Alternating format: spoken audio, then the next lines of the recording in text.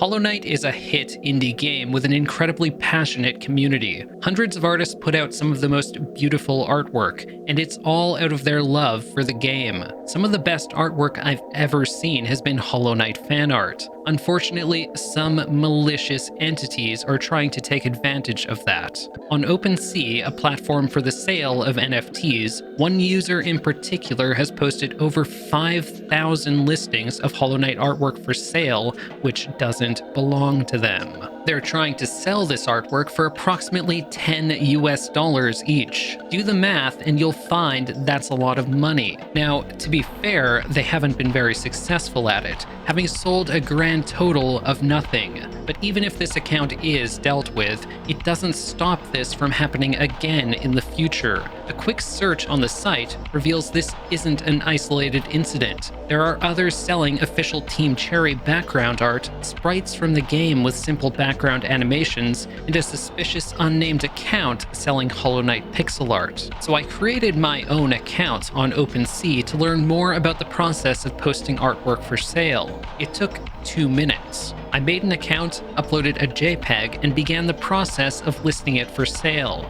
In a few simple steps, I could have been selling someone else's artwork, and the onus was now on them to both find out that I was doing it and to go through the lengthy process of reporting the listing I just made. This process of uploading artwork is so simple that it can and probably is regularly automated by bots. Trying to report the artwork as stolen through the site itself, however, isn't even possible. If you try to report any listing for explicit content, it's as easy as hitting a button.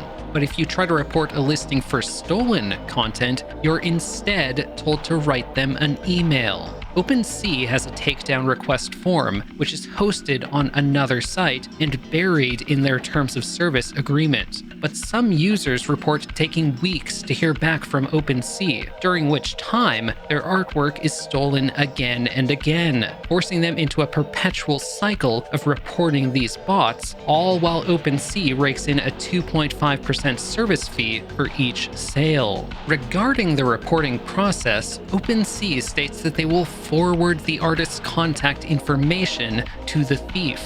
OpenSea rather optimistically hopes that the artist and thief will amicably resolve the issue on their own. Now, DMCA requests are not private, but forwarding the infringing party the contact information of the complainant seems unnecessary. Online service providers such as OpenSea are legally required to take the complainant's contact information, but as far as I can tell, they aren't required to forward it to the infringing party. Artists are understandably wary of sending their contact information to the very same people who are trying to rip them off. If someone reposts my videos on YouTube, the process of sending a takedown request takes less than a minute. OpenSea, on the other hand, makes the process far more tedious than it has to be. It's not fair to force artists to manually write emails containing laundry lists of information each time a series of thefts occur. The time of these people seems to mean nothing to OpenSea, yet NFTs are publicized as being good for these artists. Keep in mind, this isn't just happening with Hollow Knight artwork. The problem is so rampant that DeviantArt felt it necessary to develop a system to notify artists when their artwork is minted. From the middle of 2021 to December, DeviantArt sent over 50,000 of these notifications. But the notifications mean little when the process of reporting is made so unnecessarily difficult. There's a reason why it's still happening. At the end of the day, I'm just a gamer, not an expert on cryptos or NFTs, but the more I hear about them, the more I despise them.